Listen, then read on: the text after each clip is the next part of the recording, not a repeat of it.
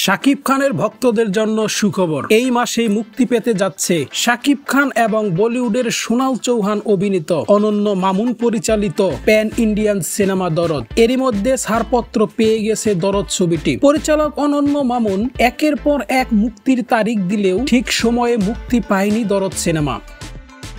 তবে এ মাসেই মুক্তি পেতে যাচ্ছে বাংলা, হিন্দি, তামিল, মালায়ালাম, কন্নড় ভাষায় বহু প্রতীক্ষিত সিনেমা দরদ। তুফান ছবির বিরতির সময় দরদ ছবিটির টিজার দেখিয়েছিলেন অনন্য মামুন। সেখান থেকেই দরদ সিনেমা দেখার আগ্রহ যেন দর্শকদের। পরিচালক অনন্য মামুন একের পর এক মুক্তির তারিখ ঘোষণা দিলেও মুক্তি পায়নি দরদ সিনেমা। তবে এই মাসেই মুক্তি দিবে বলে বিশ্বস্ত সূত্রের মাধ্যমে জানা গেছে। শাকিব খানের ক্যারিয়ারে বিশাল ধামাকা নিয়ে আসছে দরদ সিনেমা, যে ছবিটি কয়েকটি দেশে মুক্তি পাবে একযোগে। আর এটি হতে যাচ্ছে শাকিব খানের প্রথম প্যান ইন্ডিয়ান সিনেমা। দেখা যাক তুফান ছবিকে টপকে যেতে পারে কিনা অনন্য মামুন পরিচালিত শাকিব খান, সোনাল চৌহান অভিনীত দরদ সিনেমা।